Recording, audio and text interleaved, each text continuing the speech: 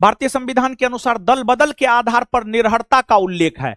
दल बदल के आधार पर निर्भरता का उल्लेख है 10वीं अनुसूची में। किसमें है? 10वीं अनुसूची में। 10वीं अनुसूची में है। 10वीं अनुसूची, 10वीं अनुसूची में, 10वीं अनुसूची में दल बदल है। आप याद कीजिए, समझ गए ना। यहां पर दल बदल को लेकर जो है थोड़ा हम आपको बताते हैं। चलिए आइए देखिए, anti defection law, anti defection law, दल बदल कानून हमने आपको बताया है, पहले भी बताया है। 52वां संविधान संशोधन, 52वां संविधान संशोधन 1985 के तहत अगर देखा जाए तो दल बदल कानून को लागू किया गया है। देखिए होता क्या है कि जैसे होता क्या है आप समझिएगा, होता क्या है कि अब कोई नेता है, भाजपा के टिकट पर चुनाव लड़ा और कांग्रेस में चल गया, या कांग्रेस के टिकट पर चुनाव लड़ा भाजपा में चल गया। इस प्रकार की व्यवस्था को रोकने के लिए ही दल बदल अधिनियम 52वां संविधान संशोधन 1985 के तहत आया है। और जब दल बदल अधिनियम आया था तो आपको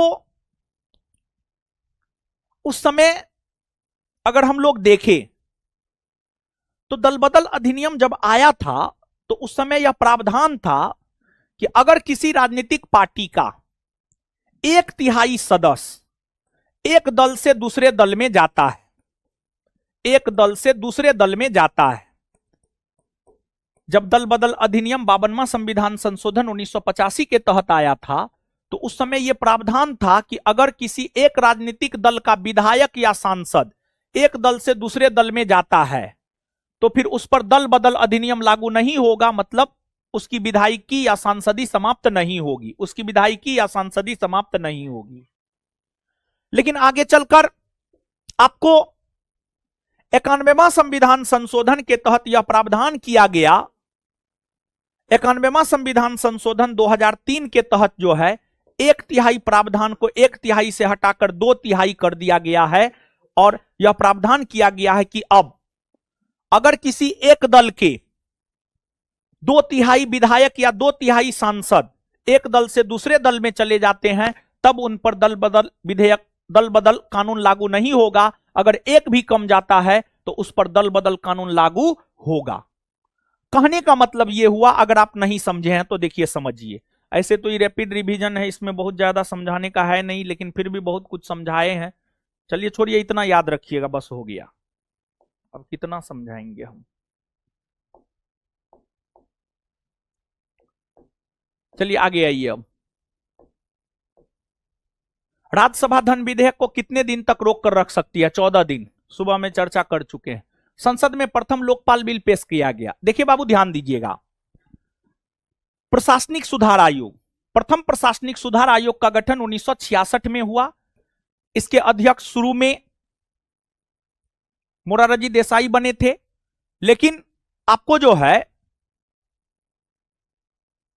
जब इंदिरा गांधी प्रधानमंत्री बनी तो मोरारजी देसाई को प्रधानमंत्री बना दिया गया, और जब मोरारजी देसाई प्रधानमंत्री बन गए तो फिर प्रथम प्रशासनिक सुधार आयोग का अध्यक्ष के हनुमंथैया को बनाया गया। और प्रथम प्रशासनिक सुधार आयोग ने ही भ्रष्टाचार को समाप्त करने को लेकर लोकपाल के गठन की सिफारिश किया। और फिर भारत में लोकपाल के गठन को लेकर जो है पहली बार संसद में लोकपाल विधेयक 1968 में आया। पहली बार संसद में लोकपाल विधेयक 1968 में आया, लेकिन पारित नहीं हो सका। फिर समय समय पर लोकपाल बिल भारत की संसद में आता रहा, लेकिन लोकपाल विधेयक अन्ना आंदोलन के वजह से 2013 में पारित हुआ। अन्ना आंदोलन के वजह से 2013 में पारित हुआ। तो लोकपाल बिल पहली बार संसद में 1968 में आया, पारित नहीं हो सका, फिर आया, फिर पारित नहीं हो सका, फिर आया, फिर नहीं पारित हो सका, लेकिन अन्ना आंदोलन के दबाव के कारण 2013 में पारित हो सका। तो ठीक है, अगर आप एग्जाम देते हैं, असफल हो जाते हैं, हारना नहीं है, फिर से उठना है, फिर से करना है, फिर से हारेंगे, फिर से उठेंगे, फिर से करेंगे, लगातार करते रहेंगे, एक ना एक दिन आप सफल जरूर हो जाएंगे। धैर्य नहीं खोना है बाबू, हम यही बोलना चाह रहे थे। और लोकपाल विधेयक 2013 में पारित हुआ और भारत में लोकपाल का गठन जनवरी 2014 में हुआ। जनवरी 2014 में लोकपाल का गठन हुआ और लोकपाल के प्रथम अध्यक्ष पिनाकी चंद्र घोष बने। और फिर अभी लोकपाल के अध्यक्ष कौन है? अजय माणिकराव खानविलकर। आगे। और एक बात जानिए बाबू, आपको लोकपाल, जिस प्रकार की जो लोकपाल है, लोकपाल को अंग्रेजी में ओम्बुड्समैन कहा जाता है, और लोकपाल का गठन सर्वप्रथम स्वीडन में 1809 में हुआ था। स्वीडन में 1809 में हुआ था, और भारत में बताइए 2014 में हुआ। भारत कितना पीछे है। जिस प्रकार केंद्रीय स्तर पर लोकपाल होता है, उसी प्रकार से राज्य स्तर पर लोकायुक्त होता है। लोकायुक्त होता है। और लोकायुक्त अधिनियम की अगर हम लोग बात करें तो लोकायुक्त अधिनियम पारित करने वाला प्रथम राज्य बना है ओडिशा। ओडिशा बना है। ओडिशा लोकायुक्त अधिनियम पारित करने वाला प्रथम राज्य बना है।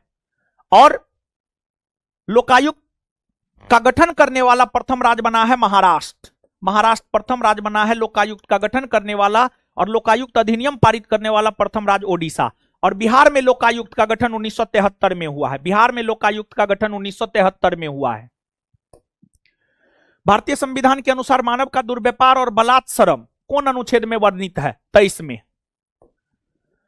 कौन सी समिति चुनाव सुधार से संबंधित है? दिनेश गोस्वामी समिति, बहुत बार बता चुके हैं। अशोक मेहता, जी.वी. के रॉय, एल.एम. सिंह भी पंचायती राज से संबंधित है, दिने में बताए हैं। भारत के प्रथम लोकपाल कौन बने थे? पिनाकी चंद्र घोष। भारतीय संविधान की उद्देशिका में न्याय शब्द निम्नलिखित में से किस संघ का उल्लेख नहीं है? देखिए, संविधान की उद्देशिका या प्रस्तावना में जो है, एक बंधुत्व मतलब एक भाईचारा स्थापित करने की बात की गई है, दो समानता स्थापित करने की बात की गई है। और जो दो समानता स्थापित करने की बात की गई है, प्रतिष्ठा और अवसर, प्रतिष्ठा और अवसर की समानता स्थापित करने की बात की गई है। फिर 3 न्याय स्थापित करने की बात की गई है, और जो 3 न्याय स्थापित करने की बात की गई है, सामाजिक न्याय, राजनीतिक न्याय और आर्थिक न्याय। सामाजिक न्याय, राजनीतिक न्याय और आर्थिक न्याय। सामाजिक न्याय, राजनीतिक न्याय और आर्थिक न्याय। और 5 प्रकार की स्वतंत्रता स्थापित करने की बात की गई है। विचार अभिव्यक्ति, धर्म, विश्वास, उपासना। तो इसमें न्याय 3 न्याय है, सामाजिक, आर्थिक और राजनीतिक। सामाजिक, राजनीतिक, आर्थिक। तो कानूनी न्याय की बात नहीं की गई है। आंसर हो जाएगा बी। भारतीय संविधान के कौन से अनुच्छेद के अनुसार उपराष्ट्रपति राष्ट्रपति के कार्य अथवा कृत्यों का निर्वहन कर सकता है? अनुच्छेद 62, अनुच्छेद 63, 64, 65। अनुच्छेद 62 कहता है कि अगर राष्ट्रपति का पद रिक्त होता है तो राष्ट्रपति के पद रिक्त होने के 6 माह के भीतर नए राष्ट्रपति का चुनाव होगा। अनुच्छेद 63 कहता है भारत का एक उपराष्ट्रपति होगा। अनुच्छेद 64 कहता है उपराष्ट्रपति राज्यसभा का पदेन सभापति होगा। और अनुच्छेद 65 की अगर हम लोग बात करें तो जो अनुच्छेद 65 है, अनुच्छेद 65 यह कहता है, क्या कहता है अनुच्छेद 65? सुनिए, अनुच्छेद 65 की अगर हम बात करें तो अनुच्छेद 65 यह कहता है कि अगर राष्ट्रपति का पद रिक्त होता है तो उपराष्ट्रपति राष्ट्रपति के रूप में काम करेंगे, और अगर उपराष्ट्रपति राष्ट्रपति के रूप में काम करता है तो उपराष्ट्रपति को वही वेतन सुख सुविधा मिलता है जो एक राष्ट्रपति को मिलता है। और उस दौरान वे राज्यसभा के सभापति के तौर पर काम नहीं करते हैं, और उस दौरान राज्यसभा के सभापति के तौर पर काम राज्यसभा के उपसभापति करते हैं। तो अनुच्छेद 65। इसके बाद अनुच्छेद 70। अनुच्छेद 70 यह कहता है कि जब राष्ट्रपति और उपराष्ट्रपति दोनों पद रिक्त हो तो फिर राष्ट्रपति के रूप में काम सुप्रीम कोर्ट के मुख्य न्यायाधीश करेंगे। और 1969 में हुआ भी है। 1969 में राष्ट्रपति और उपराष्ट्रपति दोनों का पद खाली हो गया, तो फिर सुप्रीम कोर्ट के मुख्य न्यायाधीश जो है मोहम्मद हिदायतुल्लाह लगभग 1 माह के लिए कार्यवाहक राष्ट्रपति के रूप में काम किए। और मोहम्मद हिदायतुल्लाह सुप्रीम कोर्ट के मुख्य न्यायाधीश, कार्यवाहक राष्ट्रपति और फुल टाइम पूरे 5 वर्ष के लिए उपराष्ट्रपति के तौर पर भी काम किए हैं। कौन सा अनुच्छेद धार्मिक कार्यों के प्रबंधन की स्वतंत्रता से संबंधित है? अनुच्छेद 26। 17वीं लोकसभा चुनाव कितने चरण में हुए हैं? 7 चरण में हुए हैं। 7 चरण में हुए हैं 17वीं लोकसभा चुनाव। 7 चरण में हुए हैं। 7 चरण में ही हुआ है क्या जी? 7 में हुआ है? 7 में हुआ है। भारत के संविधान में कौन सी याचिका का उल्लेख नहीं है? याचिका हिंदी शब्द है, इसका अंग्रेजी होता है रीट। तो 5 प्रकार के रीट का उल्लेख है। 5 प्रकार के रीट का जो उल्लेख है, उत्प्रेष 5 प्रकार के रीट का जो उल्लेख है, बंदी प्रत्यक्षीकरण, बंदी प्रत्यक्षीकरण जिसका शाब्दिक अर्थ होता है सशरीर प्रस्तुत करना। परमादेश जिसका शाब्दिक अर्थ होता है हम आदेश देते हैं। फिर प्रतिषेध जिसका अर्थ होता है रोकना। अधिकार परीक्षा लेख, किस अधिकार से, किस अधिकार से, किस अधिकार से। तो बंदी प्रत्यक्षीकरण 1, परमादेश 2, प्रतिषेध 3, अधिकार परीक्षा 4 और उत्प्रेषण 5। उत्प्रेषण 5 और उत्प्रेषण का अर्थ होता है प्रमाणित या सूचित करना। तो रीट यानी याचिका 5 प्रकार का होता है। पहला बंदी प्रत्यक्षीकरण, इसका शाब्दिक अर्थ सशरीर प्रस्तुत करना। दूसरा परमादेश यानी हम आदेश देते हैं। तीसरा प्रतिषेध यानी रोक। चौथा अधिकार परीक्षा यानी किस अधिकार से। और पांचवा उत्प्रेषण यानी प्रमाणित करना या सूचित करना। और उत्प्रेषण रीट को ही पोस्टमार्टम की संज्ञा दी जाती है। कौन सी की संज्ञा? पोस्टमार्टम। पोस्टमार्टम की संज्ञा जो है उत्प्रेषण को दी जाती है। तो आंसर हो जाएगा कौन याचिका का उल्लेख नहीं है संविधान में? आदेश। आदेश का उल्लेख नहीं। अरे कहां गया जी? यहां से लाइव चल रहा है ना? अरे कहां है जी? कहां चल जाता है? लाइव चल रहा है, देखो। कौन सा कथन भारत के उपराष्ट्रपति चुने जाने की अर्हता के संबंध में सही नहीं है? यानी उपराष्ट्रपति बनने की क्या योग्यता नहीं है? वह भारत का नागरिक हो, सही है। 35 वर्ष उम्र हो, सही है। लोकसभा का सदस्य निर्वाचित होने के लिए अर्ह तो नहीं। राज्यसभा का सदस्य बनने का योग्यता रखता हो, लोकसभा नहीं, राज्यसभा का सदस्य बनने का योग्यता रखता हो। राज्यसभा का सदस्य भी ना हो, योग्यता रखता हो। वैसे ही राष्ट्रपति में लोकसभा का सदस्य ना हो, लोकसभा का सदस्य बनने का योग्यता रखता हो। तो यही गलत है, आंसर सी। नेक्स्ट, भारत में प्रधानमंत्री। भारत में प्रधानमंत्री जो होते हैं राष्ट्रपति के द्वारा नियुक्त होते हैं। राष्ट्रपति के द्वारा नियुक्त होते हैं और भारत में उस व्यक्ति को प्रधानमंत्री के तौर पर राष्ट्रपति नियुक्त करते हैं जो लोकसभा में बहुमत प्राप्त दल का नेता होते हैं। तो लोकसभा द्वारा निर्वाचित, राष्ट्रपति द्वारा निर्वाचित, राष्ट्रपति द्वारा नियुक्त। सी। भारतीय संविधान का अनुच्छेद 123 राष्ट्रपति को अधिकार देता है, राष्ट्रपति को शक्ति देता है संसद के विश्रांति काल में अध्यादेश जारी करने का अधिकार। और जैसे राष्ट्रपति को अनुच्छेद 123 अध्यादेश जारी करने का अधिकार देता है, राज्यपाल को अनुच्छेद 213 अध्यादेश जारी करने का अधिकार देता है। और आपको केंद्र शासित प्रदेश के उपराज्यपाल या प्रशासक को अध्यादेश जारी करने का अधिकार अनुच्छेद 239 का ख या बी देता है। निम्नलिखित में से कौन सी संसदीय समिति का अध्यक्ष अनिवार्य रूप से सत्ताधारी दल के सदस्यों में से होता? प्रकलन समिति। प्रकलन समिति के अध्यक्ष सत्ताधारी दल का ही कोई नेता होता है। और प्रकलन समिति का गठन, प्रकलन समिति को ही आकलन समिति या एस्टीमेट कमिटी भी कहते हैं। इसका गठन 1950 में हुआ है और यह सबसे बड़ा अस्थायी संसदीय समिति है। इसमें 30 सदस्य होते हैं, सभी के सभी लोकसभा से होते हैं। जिस प्रकार प्रकलन समिति का अध्यक्ष सत्ताधारी दल का ही कोई नेता होता है, उसी प्रकार लोक लेखा समिति का अध्यक्ष विपक्ष का कोई नेता होता है। विपक्ष का कोई नेता होता है। और जैसे वर्तमान में लोक लेखा समिति के अध्यक्ष केसी वेणुगोपाल है जो कि विपक्षी पार्टी कांग्रेस के सदस्य हैं।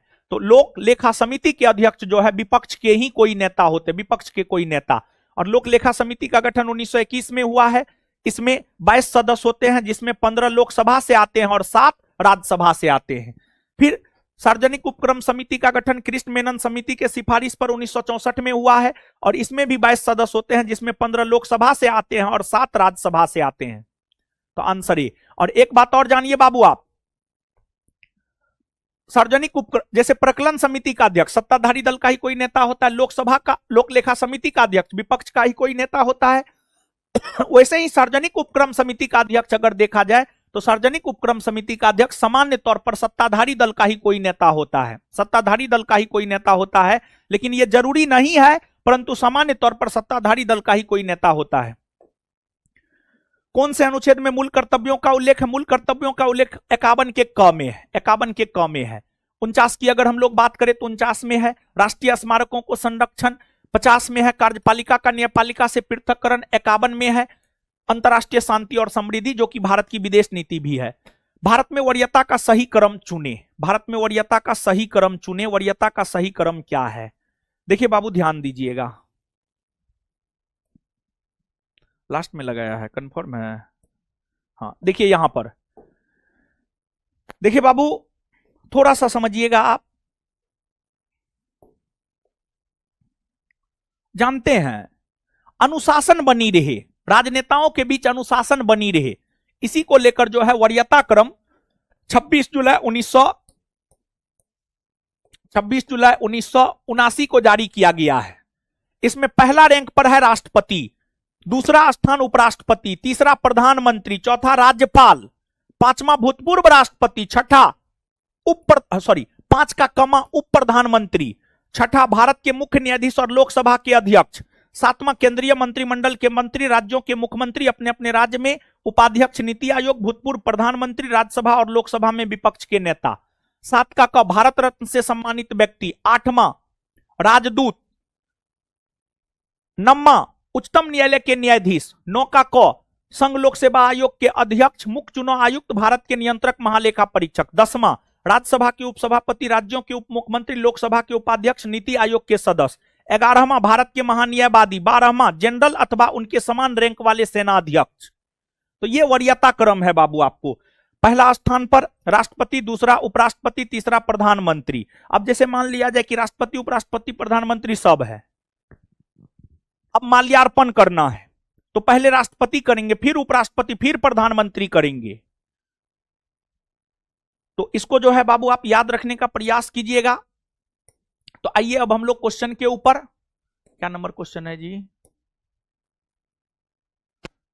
थकना नहीं है, हारना नहीं है, जीतने के लिए जीतोड़ मेहनत करना होता है। सफलता 56 भोग है बाबू सोना, दाल भात चोखा नहीं है कि हर कोई खा ले। दाल भात चोखा रहता तो सब कोई खा लेता। सफलता क्या है? 56 भोग। सफलता हर किसी को नहीं मिल सकता है। सफलता के लिए त्याग जरूरी है। जो त्याग करेगा वही सफल होगा और जो त्याग नहीं करेगा वो सफल नहीं होगा। सफलता के लिए दिन रात एक करना पड़ता है, याद रखिए आप, समझे? आज जो आप दर्द सह रहे हैं वही आपकी ताकत बनेगी बाबू लोग। वरीयता क्रम का सही क्रम, हा हा हा हा हा हा हा हा हा, हाँ सही क्रम है सी नंबर। राष्ट्रपति 1, उपराष्ट्रपति 2, प्रधानमंत्री 3, राज्यों के राज्यपाल 4, भूतपूर्व राष्ट्रपति 5। भूतपूर्व राष्ट्रपति कितना? 5। 5 का क होगा भूतपूर्व राष्ट्रपति, 5 का क। ठीक है, सी नंबर सही उत्तर होगा, सी। सी। आपातकाल की उद्घोषणा हो तब निम्नलिखित में से कौन से मूल अधिकार को छोड़कर अन्य सभी मूल अधिकारों के परिवर्तन के लिए न्यायालय में जाने का अधिकार निलंबित रहता है? 20 और 21। 20 और 21 समझा चुके हैं दिन में। भारतीय संविधान के निम्नलिखित में से कौन सी अनुसूची द्वारा स्वायत्त शासी जिला परिषद का गठन किया जाता है? देखिए, स्वायत्त शासी जिला परिषद का गठन 6ठी अनुसूची के तहत होता है और जिस प्रकार स्वायत्त शासी जिला परिषद का गठन 6ठी अनुसूची के तहत होता है, 6ठी अनुसूची के तहत स्वायत्त शासी जिला परिषद का गठन जो है असम, मेघालय, मिजोरम, त्रिपुरा में होता है। उसी प्रकार 5वीं अनुसूची के तहत जो है आपको जनजातीय सलाहकार परिषद का गठन होता है, जनजातीय सलाहकार परिषद। 5वीं अनुसूची के तहत जो है राज्यों में जनजातीय सलाहकार परिषद, जनजातीय सलाहकार परिषद का गठन होता है, जनजातीय सलाहकार परिषद। राज्यसभा के सदस्यों की चुनाव की प्रक्रिया ग्रहण की गई है। राज्यसभा के सदस्यों के चुनाव की प्रक्रिया ग्रहण की गई है दक्षिण अफ्रीका के संविधान से। कौन सा मुख्यमंत्री के विषय में सही नहीं है? मतलब मुख्यमंत्री के विषय में कौन गलत है? अंतर्राज्यीय परिषद का सदस्य एकदम सही है। आपातकाल के दौरान राजनीतिक स्तर पर वह मुख्य प्रबंधक, हाँ। राज्य योजना बोर्ड का अध्यक्ष, हाँ। राज्य मानवाधिकार आयोग का अध्यक्ष, ना, गलत है। D, 151 D. संस्कृति और शिक्षा का अधिकार, इसकी चर्चा है अनुच्छेद 29 और 30 में। भारत के राष्ट्रपति के चुनाव में हुए विवाद का निर्णय कौन करता है? सर्वोच्च न्यायालय। भारतीय संविधान के अनुच्छेद 71 को पढ़िए ना। भारतीय संविधान का अनुच्छेद 71 कहता है कि अगर राष्ट्रपति के चुनाव में, भारतीय संविधान का अनुच्छेद 71 कहता है कि अगर राष्ट्रपति के चुनाव में या उपराष्ट्रपति के चुनाव में विवाद होता है तो उसका निपटारा करेगा सर्वोच्च न्यायालय। कौन करेगा? सर्वोच्च न्यायालय। निर्विरोध निर्वाचित होने वाले भारत के प्रथम राष्ट्रपति, एकमात्र राष्ट्रपति है जो निर्विरोध चुने गए हैं, वे है नीलम संजीव रेड्डी। नीलम संजीव रेड्डी। इसके अलावा 3 उपराष्ट्रपति है जो निर्विरोध चुने गए हैं और जो 3 उपराष्ट्रपति है निर्विरोध चुने गए हैं, एक का नाम है सर्वपल्ली राधाकृष्णन, सर्वपल्ली राधाकृष्णन, दूसरे का नाम है मोहम्मद हिदायतुल्लाह और तीसरे का नाम है शंकर दयाल शर्मा।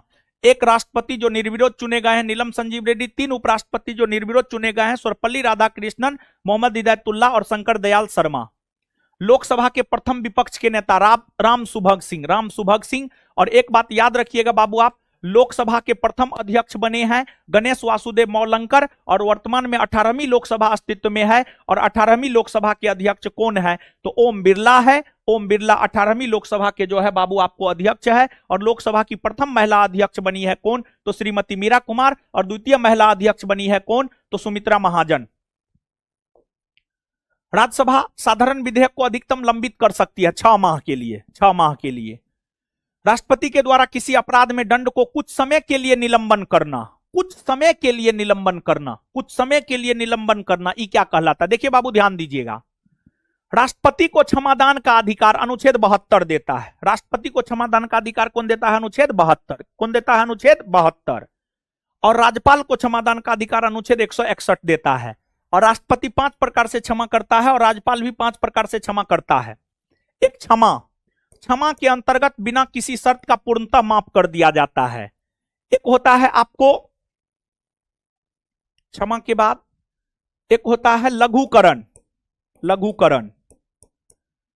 एक होता है परिहार, एक होता है विराम, और एक होता है प्रविलंबन। क्षमा के अंतर्गत पूर्णतः माफ कर दिया जाता बिना किसी शर्त का।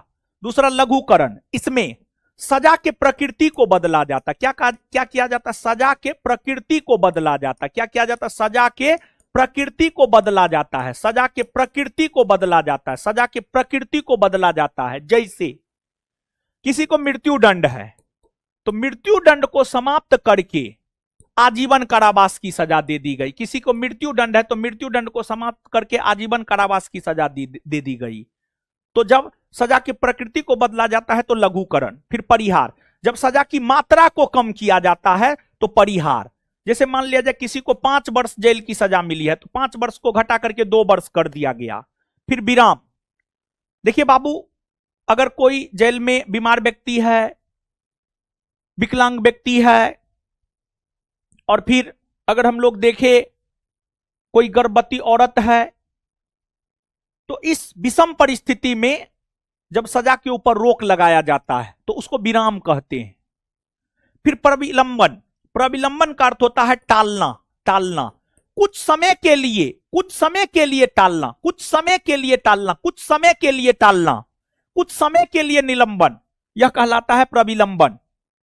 और प्रविलंबन का प्रयोग सामान्य तौर पर राष्ट्रपति उस दोषी व्यक्ति के संदर्भ में करते हैं जिसको फांसी का सजा मिला है, फांसी का सजा। क्योंकि फांसी की सजा प्राप्त व्यक्ति को भी अनुच्छेद 21 ज्यादा से ज्यादा दिन तक जीवन जीने का अधिकार देता है। तो प्रविलंबन का प्रयोग जो है उस व्यक्ति के संदर्भ में किया जाता है जिसको फांसी की सजा मिली है। तो दंड को कुछ समय के लिए निलंबन करना प्रविलंबन कहलाता। क्या कहलाता? प्रविलंबन। कौन प्रधानमंत्री बनने से पहले मुख्यमंत्री नहीं रहे हैं? देखिए बाबू ध्यान दीजिएगा, आप टोटल 6 ऐसे मुख्यमंत्री हैं, टोटल 6 ऐसे प्रधानमंत्री हैं जो प्रधानमंत्री बनने से पहले मुख्यमंत्री रहे हैं, एगो है मोरारजी देसाई प्रधानमंत्री बनने से पहले मुंबई प्रांत के मुख्यमंत्री हुआ करते थे। दूसरे है चौधरी चरण सिंह जो है प्रधानमंत्री बनने से पहले उत्तर प्रदेश के मुख्यमंत्री हुआ करते थे। तीसरे है एचडी देवगौड़ा, ये प्रधानमंत्री बनने से पहले जो है कर्नाटक के मुख्यमंत्री हुआ करते थे। तो ABC ये तीनों मुख्यमंत्री बनने से पहले जो है प्रधानमंत्री बनने से पहले मुख्यमंत्री थे। ये 3 के अलावे चौथा विश्वनाथ प्रताप सिंह, ये मुख्यमंत्री थे उत्तर प्रदेश के, बाद में जाकर के देश के प्रधानमंत्री बने। इसके बाद पीवी नरसिम्हा राव, ये आंध्र प्रदेश के मुख्यमंत्री थे, बाद में जाकर देश के प्रधानमंत्री बने। फिर नरेंद्र मोदी, ये गुजरात के मुख्यमंत्री थे, बाद में जाकर देश के प्रधानमंत्री बने। तो टोटल 6, मोरारजी देसाई, चौधरी चरण सिंह, एचडी देवगौड़ा, विश्वनाथ प्रताप सिंह, पीवी नरसिम्हा राव, नरेंद्र मोदी, ये 6 ऐसे व्यक्ति हैं जो प्रधानमंत्री बनने से पहले अलग अलग राज्य के मुख्यमंत्री थे। तो इसका उत्तर हो जाएगा गुलजारी लाल नंदा की अगर हम लोग बात करें तो ये 2 दफा कार्यवाहक प्रधानमंत्री बने हैं, एक बार 1964 में, दूसरी बार 1966।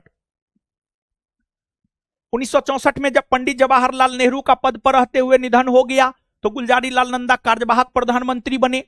फिर 1966 में जब लाल बहादुर शास्त्री का पद पर रहते हुए निधन हो गया प्रधानमंत्री के तौर पर, तो फिर से दोबारा गुलजारी लाल नंदा कार्यवाहक प्रधानमंत्री बने और गुलजारी लाल नंदा 2 दफा कार्यवाहक प्रधानमंत्री ही बने हैं। पहली बार 1964 में पंडित नेहरू के निधन होने पर, दूसरी बार 1966 में लाल बहादुर शास्त्री के निधन होने पर।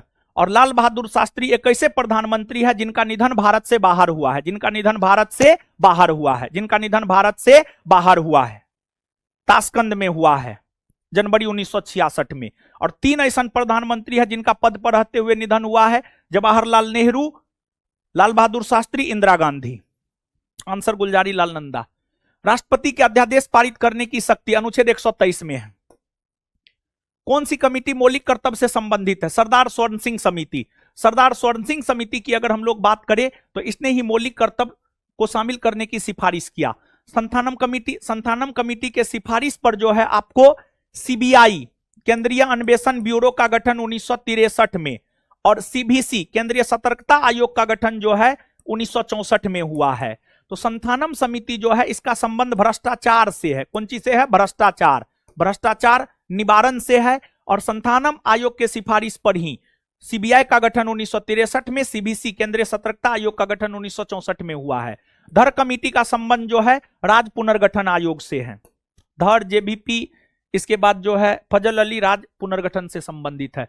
फजल अली संबंधित है राज्यों के पुनर्गठन से। और फजल अली आयोग की अगर हम लोग बात करें तो इसका गठन 1953 में हुआ है। इसने अपनी रिपोर्ट 1955 में दी है और इसने अपनी रिपोर्ट में कहा कि राज्यों का पुनर्गठन भाषाई आधार पर होनी चाहिए। और इसी आयोग के सिफारिश पर राज्यों का पुनर्गठन भाषाई आधार पर 7वां संविधान संशोधन 1956 के तहत किया गया।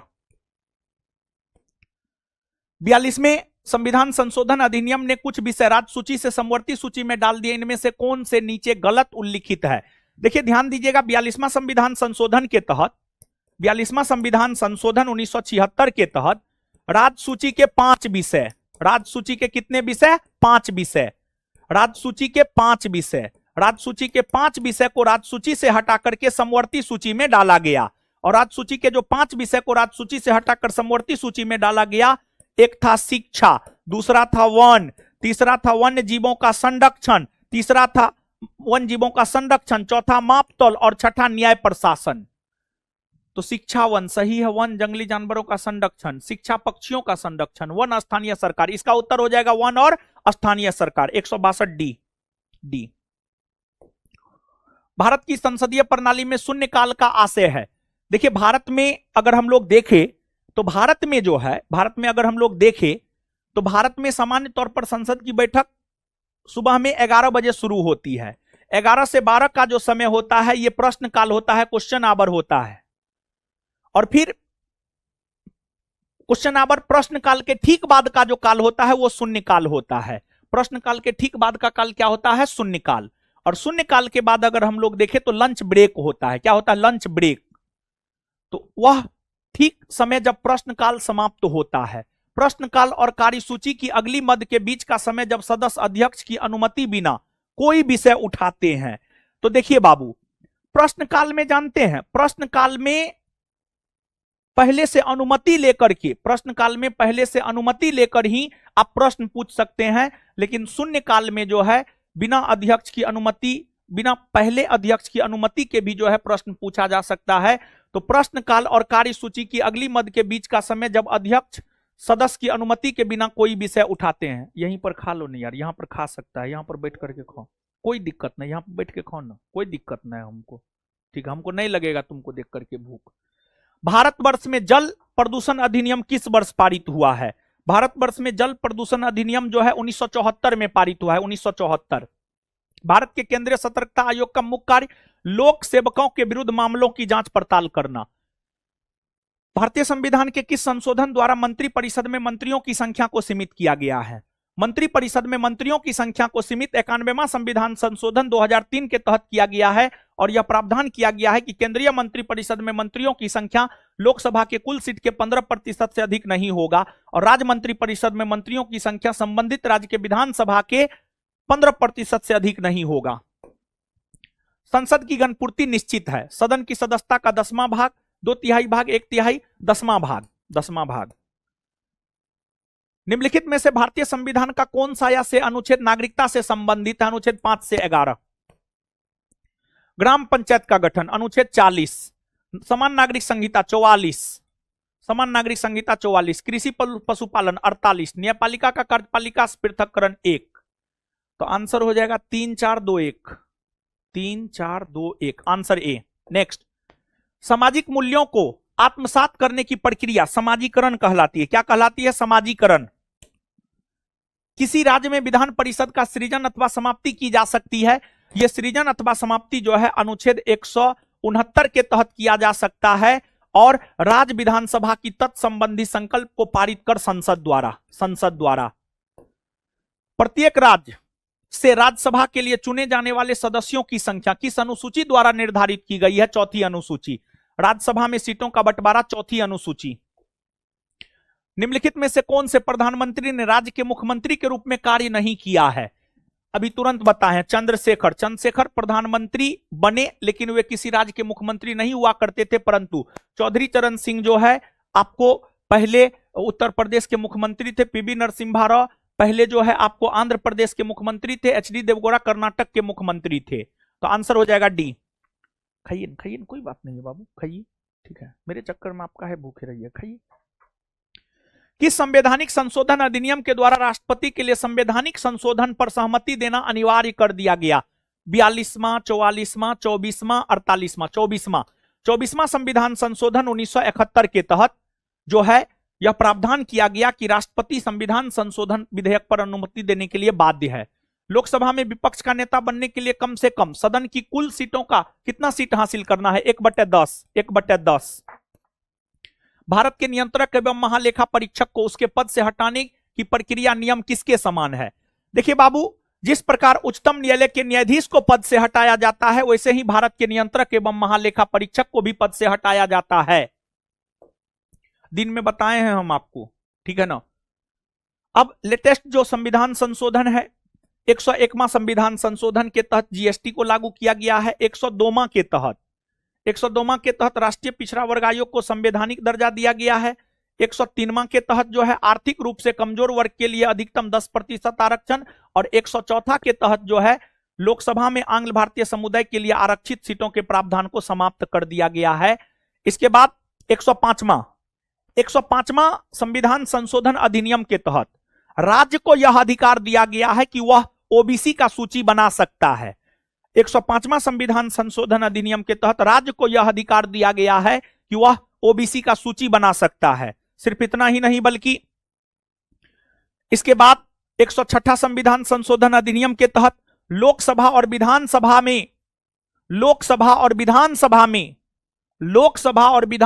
में महिलाओं को 1/3 तक आरक्षण प्रदान किया गया है। इसी वजह से 106वां संविधान संशोधन अधिनियम को नारी वंदना अधिनियम भी कहा जाता है। तो इसका आंसर होगा 3 4 2 1। 3 4 2 1 आंसर बी। लोकसभा के अध्यक्ष को कौन चुन सकता है? लोकसभा के अध्यक्ष लोकसभा के मॉनिटर होते हैं, लोकसभा के सदस्यों द्वारा चुने जाते हैं। तो एक बात बाबू सोना गौर किए हैं, ज्यादातर प्रश्न कार्यपालिका से है, विधायिका से है, न्यायपालिका से। ज्यादातर प्रश्न कार्यपालिका विधायिका से है। तो बहुत महत्वपूर्ण है कार्यपालिका विधायिका न्यायपालिका पर पूरा स्ट्रॉन्ग पकड़ बनाना है। हम क्लास के बच्चों को शुरू से बोलते हुए आ रहे हैं, कार्यपालिका विधायिका न्यायपालिका। इसके अलावे केंद्र राज्य संबंध, पंचायती राज, संविधान संशोधन, संवैधानिक गैर संवैधानिक संगठन और मौलिक अधिकार, राज्य के नीति निर्देशक तत्व। पॉलिटी में ये 7-8 टॉपिक पर पूरा स्ट्रॉन्ग पकड़ होना चाहिए आपका। आगे कौन पंचायती राज व्यवस्था के अंग है?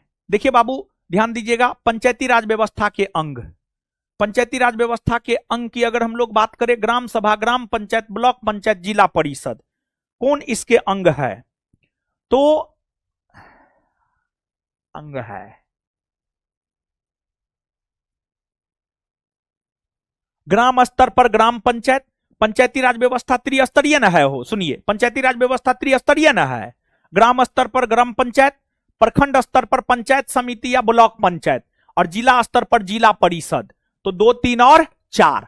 वही ग्राम सभा की हम बात करें तो यह प्रत्यक्ष लोकतंत्र का सबसे बेहतरीन उदाहरण है। आंसर हो जाएगा 2, 3, 4। निम्नलिखित में से कौन सा शब्द भारतीय संविधान के प्रस्तावना में नहीं है? तो देखिए बाबू, ध्यान दीजिएगा, प्रस्तावना में क्या है क्या नहीं है, प्रस्तावना में कौन शब्द है कौन शब्द नहीं है, याद रखना जरूरी है। यहां पर तो प्रस्तावना पता न लगाया तो नहीं होगा। तो प्रस्तावना में बंधुता शब्द है, संप्रभुता है, समाजवाद है, संघवाद नहीं है। आंसर हो जाएगा डी। प्रस्तावना को आप जरूर देख के जाएंगे। इनमें से भारत के किस राज्य में द्विसदनीय व्यवस्थापिका है? बिहार में। बिहार में अभी तुरंत थोड़ा देर पहले बताए हैं। भारतीय सेनाओं का सर्वोच्च सेनापति कौन होता है? राष्ट्रपति। तीनों सेनाओं का सर्वोच्च सेनापति होता है राष्ट्रपति। भारतीय संविधान की 8वीं अनुसूची में कितनी भाषाएं शामिल है? 22। भारतीय संविधान में मूल कर्तव्य को जोड़ा गया है 42वां संविधान संशोधन द्वारा। भारतीय संविधान में कितनी अनुसूची है? मूल संविधान में 8 गो था, वर्तमान में 12 गो है। 4 गो अनुसूची संविधान संशोधन द्वारा जोड़ा गया है, 9वीं, 10वीं, 11वीं और 12वीं। निम्नलिखित में से कौन सी संस्था संविधानेतर है?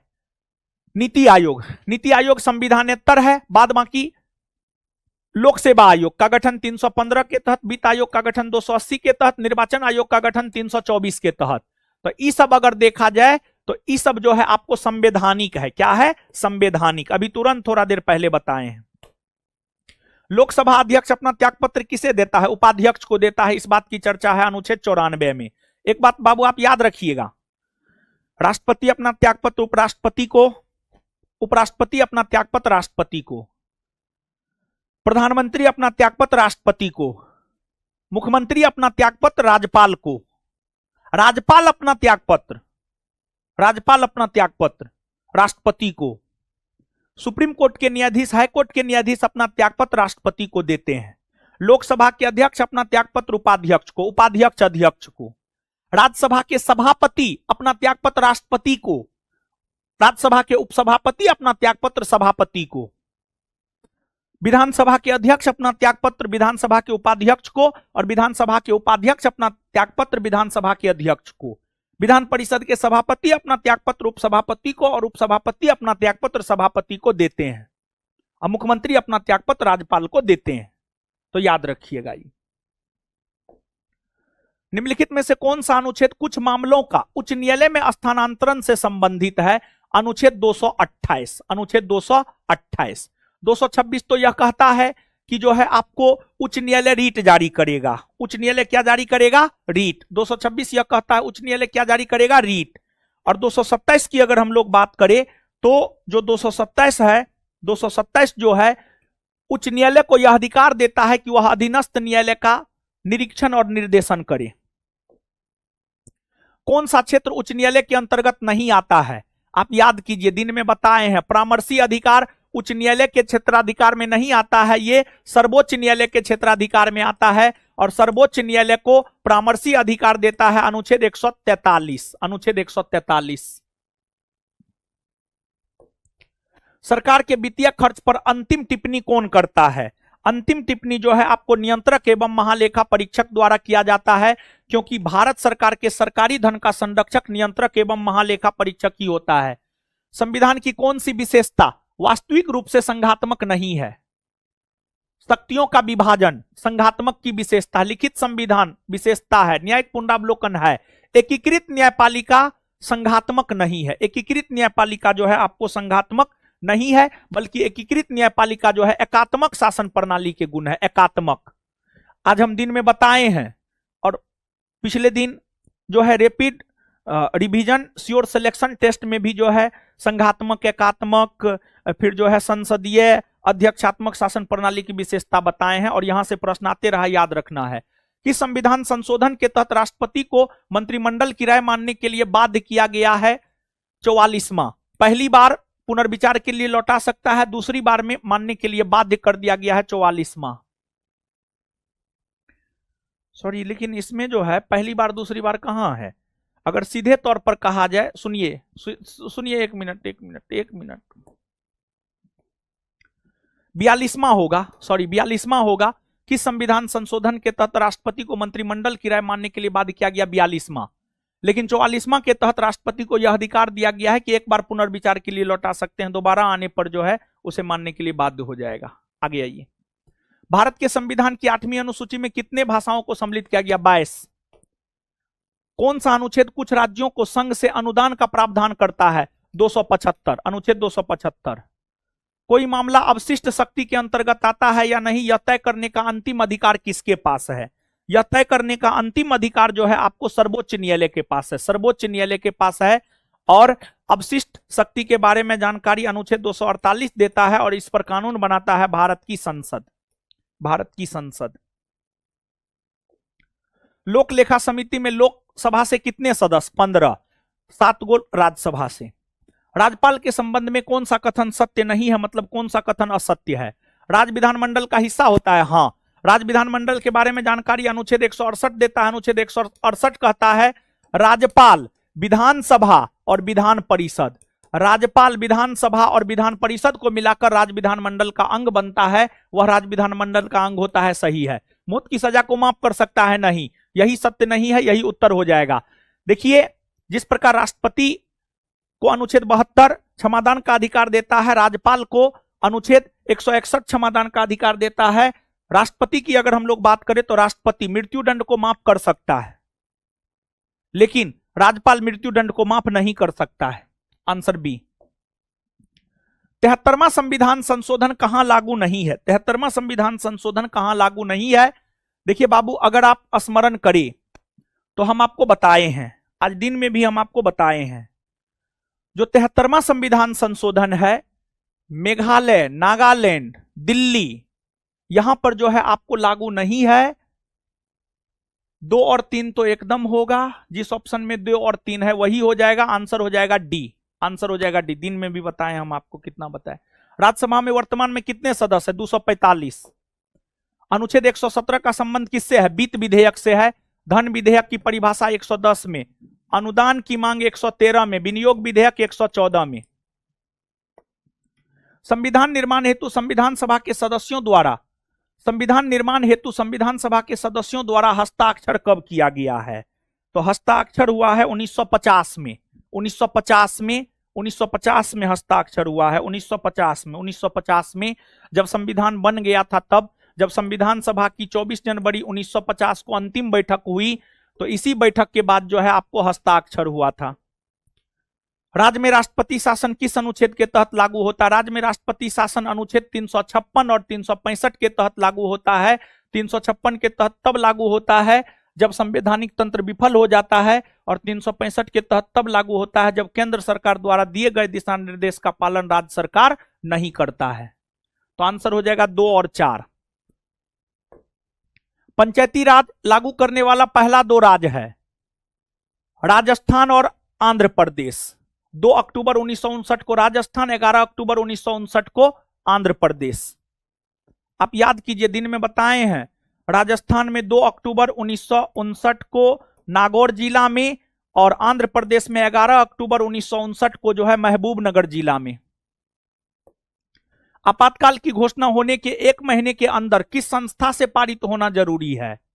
दोनों सदन से पारित होना जरूरी है। दोनों सदन से पारित होना जरूरी है, दोनों सदन से। लेकिन अगर मान लिया जाए लोकसभा सत्र में ना हो तो राज्यसभा पारित कर देगा 1 माह के भीतर, फिर वह लागू रहेगा।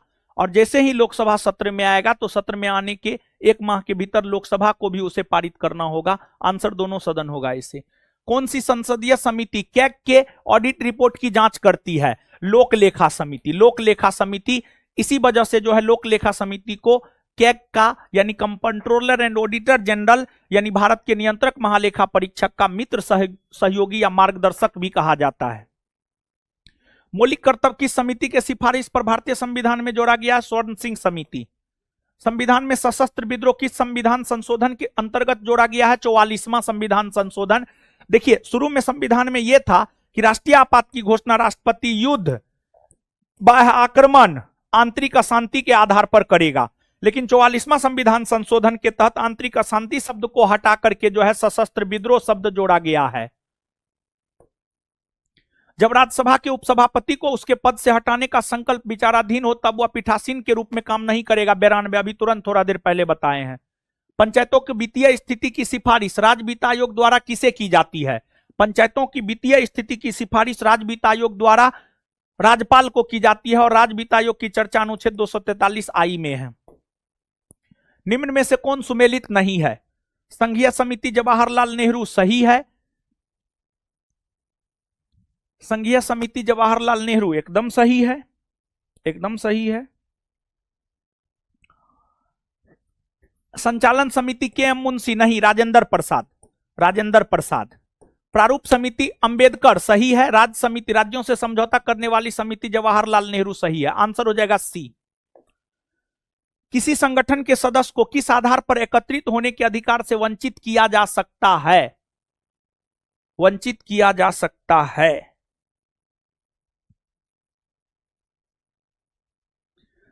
राष्ट्र की एकता एवं संप्रभुता के खिलाफ।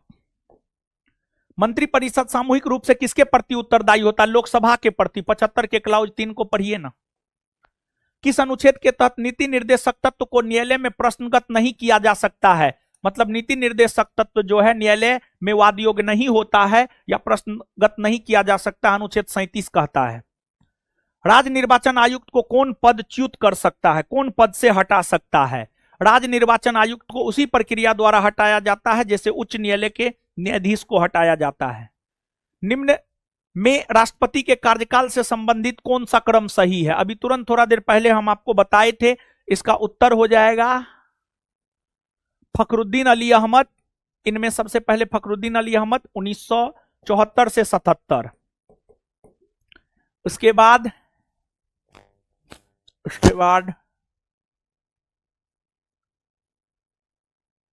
ज्ञानी जैल सिंह 1982 से 87। आर वेंकट रमन, शंकर दयाल शर्मा, के आर नारायण। सबसे पहले आर वेंकट रमन, फिर शंकर दयाल शर्मा, फिर के आर नारायण। आर एस के तो उल्टा पुल्टा लग रहा है हो। आर वेंकट रमन, हाँ डी होगा उत्तर। इसके बाद आर वेंकट रमन 1987 से 92।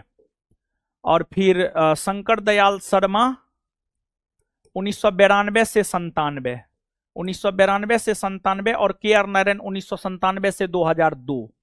तो आंसर हो जाएगा इसका D. Fakhruddin Ali Ahmed, Giani Zail Singh, R Venkataraman, Shankar Dayal Sharma. Answer D होगा, डी। भारत में कितने बार आपातकाल लागू हो चुका है? राष्ट्रीय आपात के बारे में पूछ रहा है। 3 बार। 1962 भारत चीन युद्ध, 1971 भारत पाक युद्ध, 1975 आंतरिक अशांति। 3 बार। संविधान की उद्देशिका में किस मौलिक अधिकार का वर्णन नहीं है? आर्थिक स्वतंत्रता का वर्णन नहीं है। आर्थिक स्वतंत्रता 5 प्रकार की स्वतंत्रता है: विचार, अभिव्यक्ति, धर्म, विश्वास, उपासना। आर्थिक स्वतंत्रता का उल्लेख नहीं है बल्कि आर्थिक न्याय का उल्लेख है। आर्थिक न्याय का उल्लेख है, आर्थिक न्याय का उल्लेख है। और आर्थिक न्याय मौलिक अधिकार नहीं है। आर्थिक न्याय राज्य के नीति निर्देशक तत्व है, डीपीएसपी है। पंचायती राज व्यवस्था से संबंधित समिति कौन सी है? बलवंत राय मेहता समिति। अंतर्राज्यीय परिषद का गठन किस समिति के सिफारिश पर की गई है? आपको इसमें कोई भी ऑप्शन नहीं होगा, सरकारिया आयोग होगा। सरकारिया आयोग। उद्देशिका में 42वें संशोधन में कौन सा शब्द जोड़ा गया? 3 गो शब्द जोड़ा गया है: समाजवाद, पंथ निरपेक्ष और अखंडता, SPA। भारत के राष्ट्रपति को किस प्रकार पदच्युत किया जाता है? विधायी प्रक्रिया द्वारा, न्यायिक प्रक्रिया द्वारा, संसदीय प्रक्रिया द्वारा। किस प्रकार पद से हटाया जाता है? संसदीय प्रक्रिया द्वारा। संसदीय प्रक्रिया होगा, संसद के सदनों के द्वारा महाभियोग लाया जाता है। संसद के सदनों के द्वारा महाभियोग ला करके उसे पद से हटाया जाता है, तो संसदीय प्रक्रिया हो गया। देख रहे हैं भर दिन हम पढ़ाते हैं महाभियोग महाभियोग महाभियोग, ऑप्शन में महाभियोग देवे नहीं किया है, तो थोड़ा सोचना पड़ेगा। कंपटीशन का आप एग्जाम दे रहे हैं, थोड़ा कॉमन सेंस भी होना चाहिए। कॉमन सेंस को मुसल्लफपुर हाट के बाजार में बेच करके नहीं जाना है, थोड़ा कॉमन सेंस लगाना है। इसी सब चीज को लेकर हम कहते हैं कि क्वेश्चन पर सोचना है, जुगाली करके निकालना है। महाभियोग प्रक्रिया। जैसे यहां पर क्या आपको सोचना चाहिए, राष्ट्रपति को महाभियोग प्रक्रिया द्वारा हटाया जाता है, अनुच्छेद 61। अब जैसे मान लिया जाए कोई विद्यार्थी होगा, वो एकदम बोका टाइप से होगा, दिमाग उमाग नहीं होगा, मानव है, सोचने का कोई क्षमता नहीं होगा, सुनी सुनाई बात पर रहता होगा, तो वो सोचेगा हे मास्टर तो ये पढ़ेबे नहीं किया। लेकिन जो थोड़ा कॉमन सेंस वाला होगा, थोड़ा अच्छा होगा, थोड़ा दिमागी होगा, वो सोचेगा महाभियोग द्वारा। महाभियोग कौन लगाता है? संसद। 1 मिनट में पहुंच गया संसदीय प्रक्रिया पर, तो थोड़ा कॉमन सेंस लगाना होगा। सीधे तौर पर नहीं आता है क्वेश्चन, जुगाली करके निकालना पड़ता है। संघात्मक सरकार में क्या होता है? शक्तियों का विकेंद्रीकरण, न शक्ति का विकेंद्रीकरण, प्रांतों की श्रेष्ठता, केंद्र और राज्य में समानता, शक्तियों का एकत्रीकरण। शक्तियों का विकेंद्रीकरण यानी शक्ति का बंटवारा होता है, केंद्र और राज्य के बीच में शक्ति का बंटवारा होता है, तब ना केंद्र बराबर राज्य होता है। शक्ति का बंटवारा होता है तब तो केंद्र बराबर राज्य होता है। एकात्मक में शक्ति का एकत्रीकरण होता है। तो आंसर ए होगा। भारत का राष्ट्रपति किस प्रकार का वीटो का प्रयोग नहीं करता? देखिए वीटो, वीटो लैटिन भाषा का शब्द है। वीटो 4 प्रकार का होता है: विशेषित वीटो, निलंबनकारी वीटो, आत्यांतिक वीटो, पॉकेट वीटो। भारत के राष्ट्रपति निलंबनकारी वीटो, आत्यांतिक वीटो और पॉकेट वीटो का प्रयोग करता है, लेकिन विशेषित वीटो का प्रयोग नहीं करता है। भारत के राष्ट्रपति 3 प्रकार के वीटो का प्रयोग करता है: आत्यांतिक, पॉकेट और निलंबनकारी। विशेषित वीटो का प्रयोग भारत का राष्ट्रपति नहीं करता है। और ये वीटो जो 4 प्रकार का होता है, ये चारों प्रकार के वीटो का प्रयोग अमेरिका के राष्ट्रपति करते। कौन करते हैं? अमेरिका के राष्ट्रपति। आपको पॉकेट वीटो, पॉकेट वीटो का प्रयोग एकमात्र भारत के राष्ट्रपति ज्ञानी जैल सिंह ने 1986 में किया है, डाकघर संशोधन अधिनियम पर। पंचायती राज का सबसे मुख्य भाग क्या है? पंचायती राज का सबसे मुख्य भाग है ग्राम सभा। क्या है? ग्राम सभा, ग्राम सभा, ग्राम सभा। भारत में नए राजनीतिक दल को मान्यता कौन देता है? चुनाव आयोग देता है। भारत के राष्ट्रपति चुने जाने से पूर्व रामनाथ कोविंद कहां के गवर्नर थे? बिहार के। क्वेश्चन रिपीट कर दिया ये सब। भारतीय संविधान के 44वें अनुच्छेद के अनुसार समान संहिता की परिकल्पना निम्नलिखित में से किसके लिए की गई है? नागरिकों के लिए की गई है, नागरिकों के लिए। अगस्त 2017 में भारत के नए उपराष्ट्रपति कौन बने हैं? तो अगस्त 2017 में नए उपराष्ट्रपति बने थे वेंकैया नायडू, जो कि 2017 से 2022 तक रहे हैं। 2022 तक रहे हैं वेंकैया नायडू। निम्नलिखित में से कौन सा एक आदेश किसी व्यक्ति को गैर कानूनी ढंग से बंदी बनाए जाने पर उसकी स्वतंत्रता सुनिश्चित करने के लिए उच्चतम न्यायालय द्वारा की जाती बंदी प्रत्यक्षीकरण? इस रीट के जरिए जो है आपको बंदी बनाए गए व्यक्ति को लेकर यह कहा जाता है कि उसे 24 घंटा के भीतर न्यायालय के समक्ष प्रस्तुत किया जाना चाहिए। भारत की पहली महिला मुख्यमंत्री बनी है सुचेता कृपलानी, उत्तर प्रदेश की। और भारत की प्रथम महिला राज्यपाल बनी है सरोजिनी नायडू। भारत की प्रथम महिला राज्यपाल बनी है सरोजिनी नायडू, और यह भी उत्तर प्रदेश की ही बनी है। और बिहार की एकमात्र महिला मुख्यमंत्री बनी है श्रीमती राबड़ी देवी। भारत का कोई नागरिक अपनी नागरिकता खो देता है यदि वह भारतीय नागरिकता का परित्याग करता है, हाँ। स्वेच्छा से किसी अन्य देश की नागरिकता प्राप्त करता है, हाँ। किसी अन्य देश के नागरिक से विवाह करता है, सरकार की आलोचना करता है, ना। इन आधारों पर नहीं होता है। 1-2 आंसर सी, 231 सी। राष्ट्रपति अपना त्यागपत्र देता है उपराष्ट्रपति को। भारत के सर्वोच्च न्यायालय के न्यायाधीश के सेवानिवृत्ति की आयु 65 वर्ष। स्वतंत्र भारत के प्रथम गृह मंत्री कौन थे? वल्लभ भाई पटेल। वल्लभ भाई पटेल। भारत के राष्ट्रपति के चुनाव के लिए कौन सी योग्यता आवश्यक नहीं है? लोकसभा का सदस्य हो यह आवश्यक नहीं है, बल्कि लोकसभा के सदस्य बनने की योग्यता रखता हो आवश्यक है।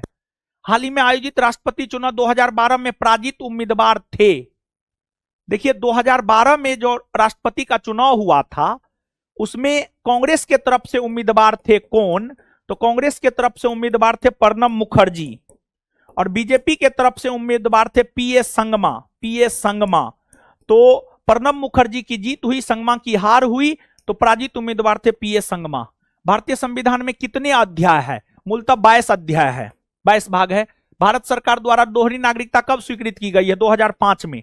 भारतीय संविधान में स्वतंत्रता के अधिकार से संबंधित आर्टिकल है, तो स्वतंत्रता के अधिकार से संबंधित आर्टिकल की संख्या है स्वतंत्रता के अधिकार से संबंधित आर्टिकल की संख्या है, स्वतंत्रता के अधिकार की चर्चा 19 से 22, तो 19 हो जाएगा उत्तर 19। ये तो 15 17 ये सब तो समानता के अधिकार से संबंधित, आंसर 19।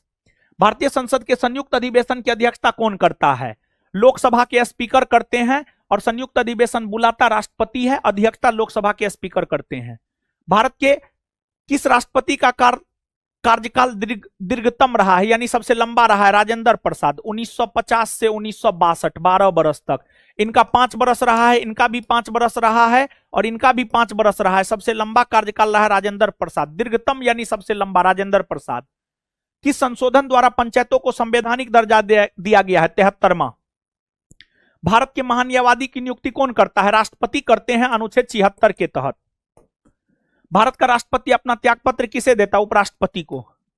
राज्य मंत्री परिषद किसके प्रति उत्तरदायी होता है? राज्य मंत्री परिषद विधानसभा के प्रति उत्तरदायी होता है। भारत के महान्यायवादी को कौन हटाता है? राष्ट्रपति हटाता है। राज्यसभा और लोकसभा की संयुक्त बैठक कौन बुलाता है? राष्ट्रपति बुलाता है। एक व्यक्ति ग्राम पंचायत की सदस्यता के लिए चुनाव लड़ना चाहता है, उसकी उम्र कितनी होनी चाहिए? 21 वर्ष या उससे ऊपर। राज्यसभा का सदस्य निर्वाचित होने के लिए न्यूनतम उम्र क्या होनी चाहिए? 30 वर्ष। दिन में भी विस्तार पूर्वक बताएं, सबका बताएं। भारत के राष्ट्रपति को पद से कौन हटा सकता है? संसद, तब तो उसको संसदीय प्रक्रिया कहा जाता है। अनुच्छेद 370 का संबंध किस राज्य के विशेष प्रावधान से है? जम्मू कश्मीर। जिस प्रकार अनुच्छेद 370 जम्मू कश्मीर को विशेष राज्य का दर्जा देता है, उसी प्रकार अनुच्छेद 371 महाराष्ट्र और गुजरात को विशेष राज्य का दर्जा देता है। महाराष्ट्र और गुजरात को विशेष राज्य का दर्जा देता है।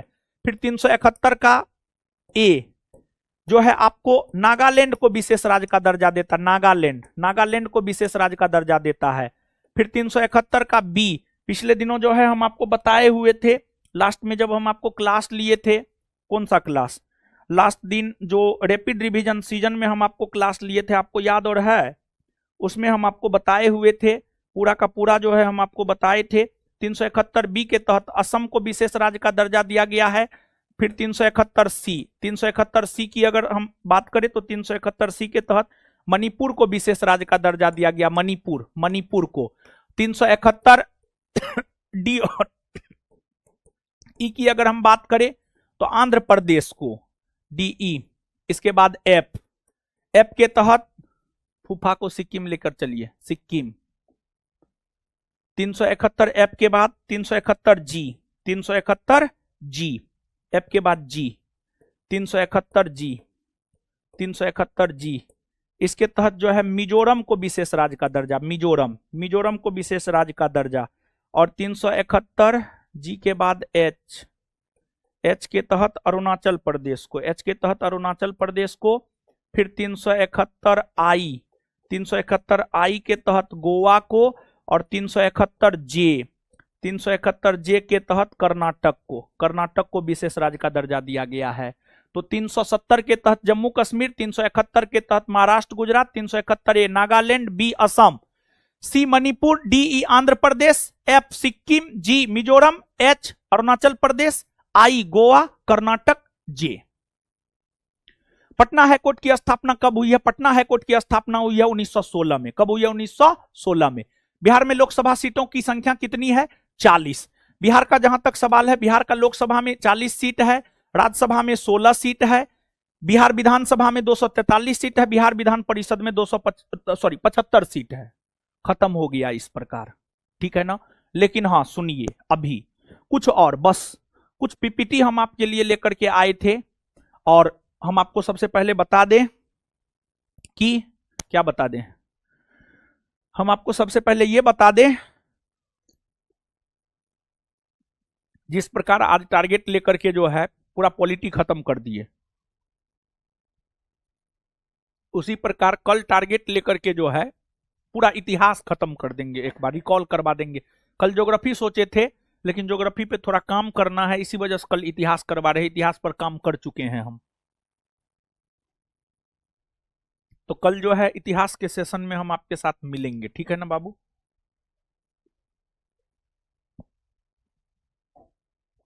सुबह में 10 बजे से। लेकिन यहां पर कुछ पीपीटी हम आपके लिए लेकर के आए हुए हैं, बहुत ज्यादा नहीं है, ठीक है ना, बहुत ज्यादा नहीं है, इसी वजह से हड़बड़ाइए मत। और ये पीपीटी एग्जाम के पॉइंट ऑफ व्यू से ज्यादा महत्वपूर्ण है, और इसी वजह से जो है थोड़ा सा देख लीजिए बस। देखिए बाबू, एगो निवारक निरोध कानून है, देखिए समझिए आप। निवारक निरोध कानून, निवारक निरोध कानून, निवारक निरोध कानून जानते हैं, अनुच्छेद 22 में 2 खंड है। अनुच्छेद 22 में 2 खंड है। अनुच्छेद 22 की अगर हम लोग बात करें तो आइएगा आप समझिएगा, थोड़ा बैठ जाते हैं। अनुच्छेद 22 में 2 खंड है। तुम बोल रहा था 12 घंटा में जी, खत्म नहीं हुआ, अपलोड नहीं होगा, काहे? हाँ,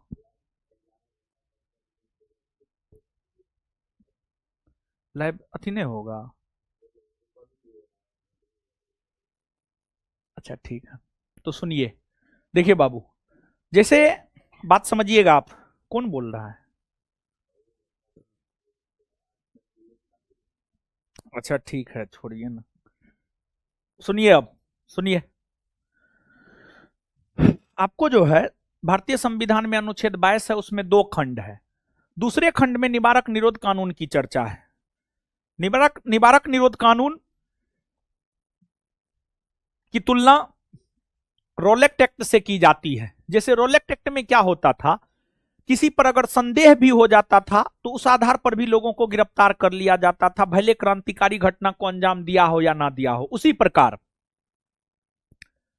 आपको निवारक निरोध कानून के तहत आपने घटना को अंजाम दिया है या नहीं दिया है, अगर आप पे शक हो गया कि आप घटना को अंजाम दे सकते हैं तो आपको गिरफ्तार किया जा सकता है, गिरफ्तार किया जा सकता है। इसकी तुलना रोलेक्ट एक्ट कानून से की गई है। इसे संविधान की आवश्यक बुराई बताई गई है, और इसके तहत अगर आपको गिरफ्तार किया जाता है तो अधिकतम 3 माह तक नजरबंद किया जा सकता है, और उससे ज्यादा समय तक भी किया जा सकता है। आपको जब देश आजाद हुआ तो शुरुआत से ही पाकिस्तान देश के भीतर आतंकवादी गतिविधियों को अंजाम देता रहा। तो आतंकवादी गतिविधियों पर अंकुश लगाने को लेकर जो है भारत की संसद ने कुछ निवारक निरोध कानून बनाया है। उसमें पहला है निवारक निरोध अधिनियम 1950, जो 1969 में समाप्त हो गया। दूसरा है आंतरिक सुरक्षा अधिनियम 1971 में आया, जो 1971 में आया और जो 1978 में समाप्त कर दिया गया।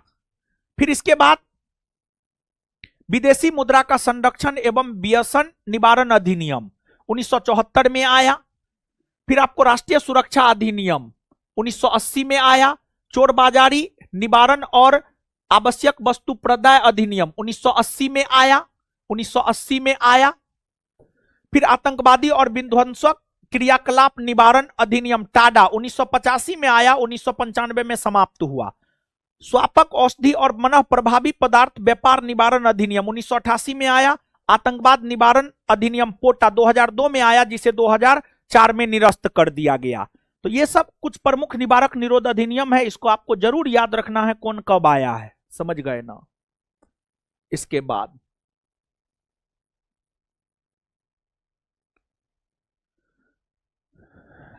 देखिए, और भी आपके लिए जो है कुछ पीपीटी हम लगाए थे, तो क्लास के दौरान बहुत तो करवाए भी हैं, और देख लेते हैं कौन कौन बाकी है।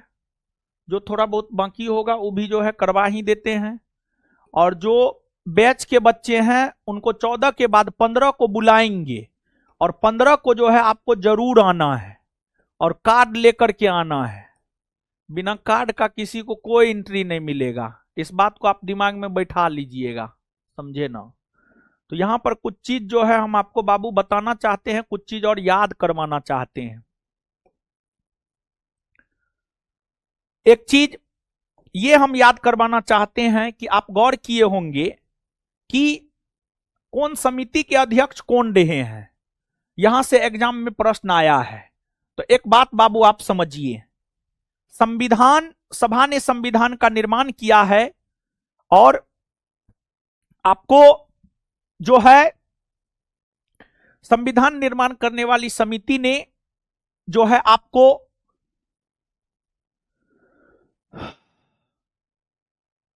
8 बड़ी संविधान सभा ने संविधान का निर्माण किया है। संविधान निर्माण को लेकर 8 बड़ी समिति और 13 छोटी समिति का गठन किया गया। और जो 8 बड़ी समिति है, अलग अलग समिति के अध्यक्ष अलग अलग व्यक्ति बने हैं। संघ शक्ति समिति के अध्यक्ष जवाहरलाल नेहरू, संघीय संविधान समिति का अध्यक्ष जवाहरलाल नेहरू, प्रांतीय संविधान समिति के अध्यक्ष सरदार वल्लभ भाई पटेल, प्रारूप समिति के अध्यक्ष बी.आर. अंबेडकर। और आपके एग्जाम में एक बार ये भी पूछा है, निम्न में से कौन प्रारूप समिति के सदस्य है और कौन प्रारूप समिति के सदस्य नहीं है। प्रारूप समिति में टोटल 7 सदस्य, डॉक्टर भीमराव अंबेडकर, के.एम. मुंशी, सरलादि कृष्ण स्वामी अय्यर, एन. गोपाल स्वामी आयंगर, सैयद मोहम्मद सादुल्लाह, एन. माधवराव, टी.टी. कृष्णामाचारी। एन. माधवराव ने बी.एल. मित्रा का स्थान लिया, टी.टी. कृष्णामाचारी ने डी.पी. खेतान का स्थान लिया। इसके बाद मूल अधिकार एवं अल्पसंख्यकों संबंधी परामर्श समिति के अध्यक्ष सरदार वल्लभ भाई पटेल, मूल अधिकार उप समिति के अध्यक्ष जे.बी. कृपलानी, अल्पसंख्यक उप समिति के अध्यक्ष एच.सी. मुखर्जी, प्रक्रिया नियम समिति के अध्यक्ष राजेंद्र प्रसाद, राज्यों के लिए समझौता करने वाली समिति के अध्यक्ष जवाहरलाल नेहरू, संचालन समिति राजेंद्र प्रसाद, अभी बताए थे ना, लेकिन कार्य संचालन के.एम. मुंशी।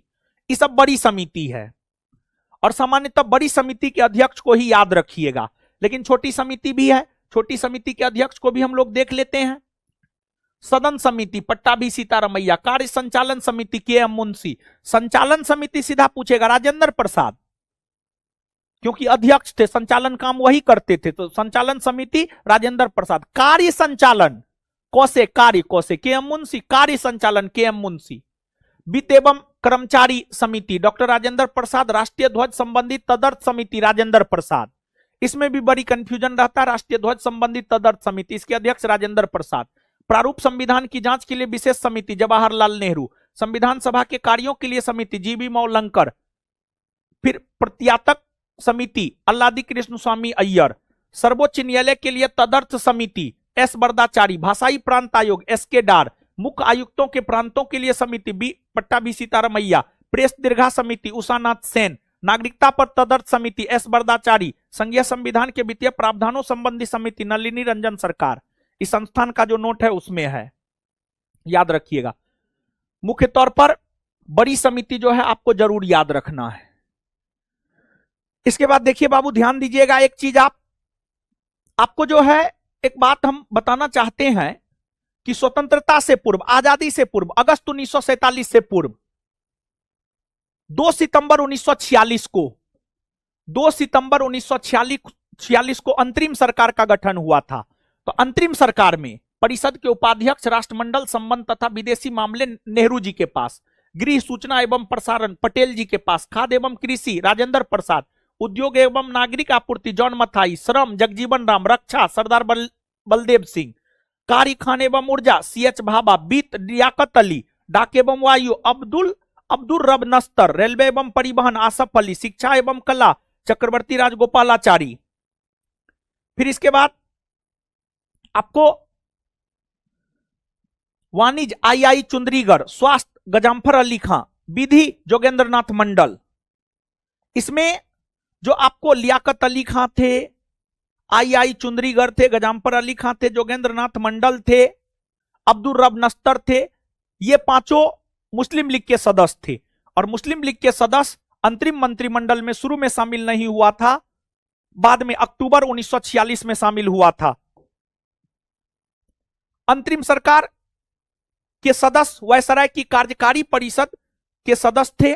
पंडित नेहरू परिषद के उपाध्यक्ष तथा वायसराय माउंटबेटन परिषद के अध्यक्ष थे। आपको जो अंतरिम मंत्रिमंडल का गठन हुआ था उसमें परिषद के अध्यक्ष वायसराय माउंटबेटन थे और उपाध्यक्ष जवाहरलाल नेहरू थे। देखिए यहां पर ई होता है, थोड़ा देखिएगा।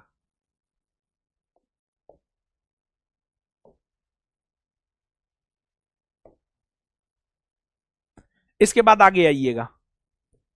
इसके बाद जब हमारे देश को आजादी मिली 15 अगस्त 1947 को, तो आजाद भारत में प्रधानमंत्री नेहरू जी, प्रथम गृह मंत्री सरदार वल्लभ भाई पटेल, खाद्य एवं कृषि मंत्री राजेंद्र प्रसाद, शिक्षा मंत्री मौलाना अबुल कलाम आजाद। फिर इसके बाद और मौलाना अबुल कलाम आजाद देश के प्रथम शिक्षा मंत्री बने आजाद भारत में। इसी वजह से इनके जन्म दिवस 11 नवंबर को राष्ट्रीय शिक्षा दिवस के रूप में मनाया जाता है। फिर इसके बाद रेलवे एवं परिवहन जॉन मथाई, वित्त विभाग वित्त मंत्री आर के सन्मुखम सेट्टी, विधि मंत्री डॉक्टर भीमराव अंबेडकर, देश के प्रथम विधि मंत्री डॉक्टर भीमराव अंबेडकर बने। श्रम मंत्री जगजीवन राम, रक्षा मंत्री सरदार बलदेव सिंह, स्वास्थ्य मंत्री राजकुमारी अमृता कौर, वाणिज्य CH बाभा, संचार रफी अहमद किदवई, उद्योग एवं आपूर्ति श्यामा प्रसाद मुखर्जी, कार्य खान एवं ऊर्जा नरहरि विष्णु गौडगिल। और एक बात जानिए, स्वतंत्र भारत के प्रथम मंत्रिमंडल में 14 गो मंत्री था। स्वतंत्र भारत के प्रथम मंत्रिमंडल में कितने मंत्री? 14। और नेहरू मंत्रिमंडल से त्यागपत्र देने वाले प्रथम मंत्री बने सर डॉक्टर श्यामा प्रसाद मुखर्जी। और इन्होंने 1951 में जाकर के भारतीय जनसंघ को स्थापित किया। वही भारतीय जनसंघ 1980 ईस्वी में भारतीय जनता पार्टी बनी, याद रखिएगा। इसके बाद एक चीज और बाबू आप जान लीजिए, देखिए, केंद्रीय सूचना आयोग कार्मिक मंत्रालय के अधीन है। कौन कौन मंत्रालय के अधीन होता है, इसको भी याद रखिएगा।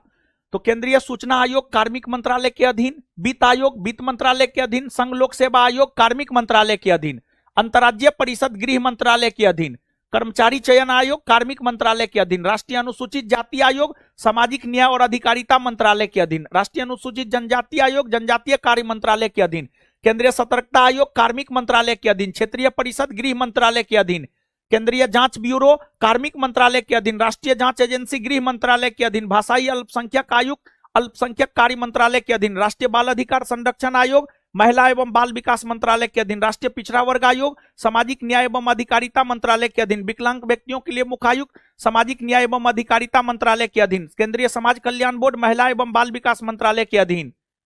इसके बाद उत्तरी पूर्वी परिषद पूर्वोत्तर क्षेत्र विकास मंत्रालय के अधीन, केंद्रीय प्रशासनिक न्याय अधिकरण कार्मिक मंत्रालय के अधीन, राष्ट्रीय अल्पसंख्यक आयोग अल्पसंख्यक कार्य मंत्रालय के अधीन, राष्ट्रीय मानवाधिकार आयोग गृह मंत्रालय के अधीन, महिला आयोग महिला एवं बाल विकास मंत्रालय के अधीन, वस्तु एवं सेवा कर परिषद वित्त मंत्रालय के अधीन, लोकपाल कार्मिक मंत्रालय के अधीन, आपदा प्रबंधन गृह मंत्रालय के अधीन, अटॉर्नी जनरल कानून और न्याय मंत्रालय के अधीन, भारत के सॉलिसिटर जनरल कानून और न्याय मंत्रालय के अधीन, विधि आयोग कानून और न्याय मंत्रालय के अधीन, भारत का चुनाव आयोग कानून और न्याय मंत्रालय के अधीन, ये सब आते हैं। इसके अलावे बाबू अगर हम लोग देखें, 12 बज गया ना, इसके अलावे बाबू अगर हम लोग देखें तो इसके अलावे जैसे कुछ जो महत्वपूर्ण पद है,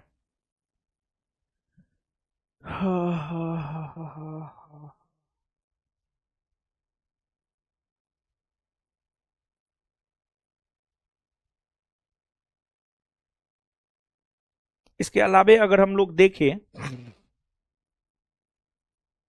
तो भारत का परिसीमन आयोग कानून एवं न्याय मंत्रालय के अधीन, राष्ट्रीय उपभोक्ता विवाद निवारण उपभोक्ता मामले मंत्रालय के अधीन, बार काउंसिल ऑफ इंडिया कानून और न्याय मंत्रालय के अधीन, नीति आयोग योजना मंत्रालय के अधीन, भारत के नियंत्रक महालेखा परीक्षक वित्त मंत्रालय के अधीन आते हैं।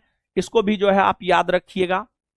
फिर इसके बाद बस, ज्यादा नहीं है बाबू लोग, टेंशन नहीं लेना है, एकदम नहीं टेंशन लेना है, कुछ ना है, 5-10 मिनट और 12 बज गया है, रात में हमको भी सुबह में आना है, टेंशन एकदम नहीं लेना है।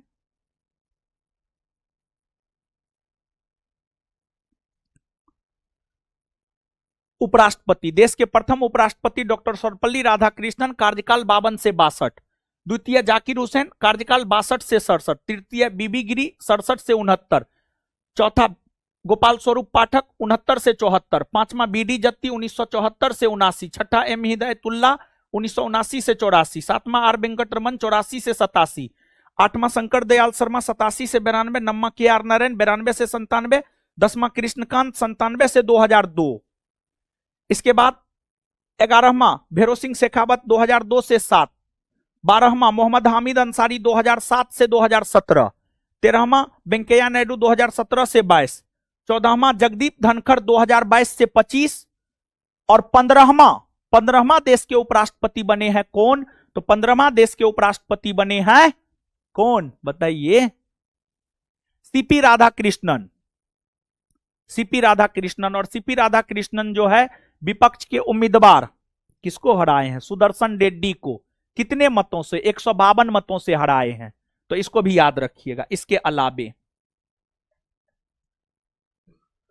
देश के अब तक के प्रधानमंत्री, देश के अब तक के प्रधानमंत्री और उप प्रधानमंत्री, देश के अब तक के प्रधानमंत्री, प्रथम प्रधानमंत्री जवाहरलाल नेहरू 1947 से 64, फिर गुलजारी लाल नंदा कार्यवाहक बने, फिर द्वितीय प्रधानमंत्री लाल बहादुर शास्त्री, फिर अगले गुलजारी लाल नंदा जो है कार्यवाहक बने, फिर अगले इंदिरा गांधी, देश की प्रथम और एकमात्र महिला प्रधानमंत्री इंदिरा गांधी 1966 से 67, मोरारजी देसाई 67 से 79, मोरारजी देसाई देश के प्रथम गैर कांग्रेसी प्रधानमंत्री बने और मोरारजी देसाई सबसे अधिक उम्र में प्रधानमंत्री बने हैं।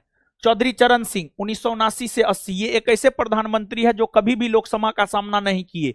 इंदिरा गांधी 1980 से 84, राजीव गांधी 84 से 89, राजीव गांधी देश के सबसे युवा प्रधानमंत्री रहे हैं।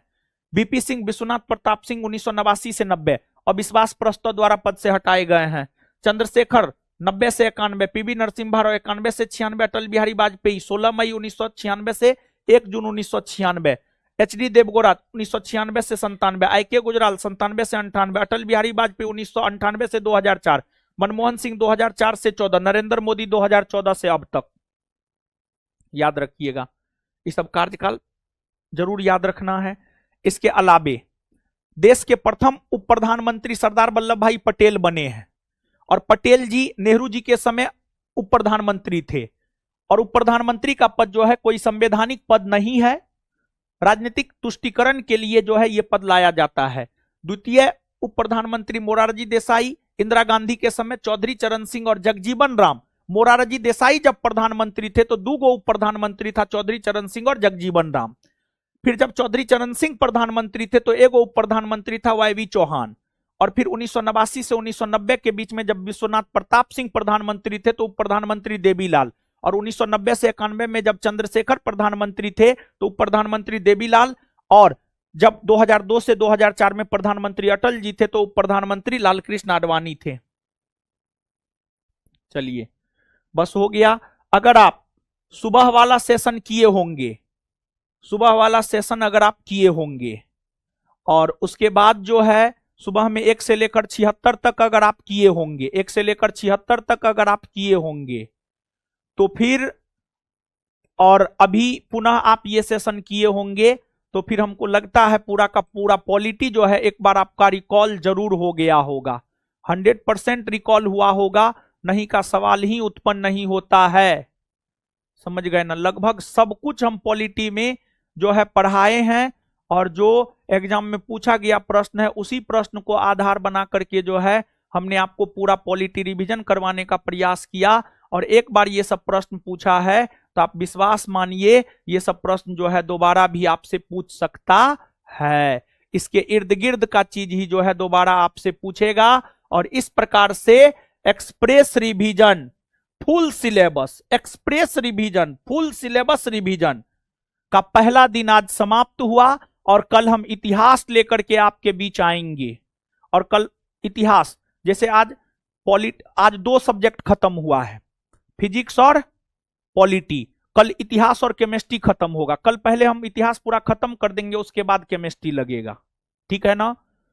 तो इसी प्रकार कैसा लगा आपको सेशन? आशा करते हैं अच्छा लगा होगा। तो फिर हम लोग मिलते हैं कल सुबह में 10 बजे। धन्यवाद सभी लोगों का।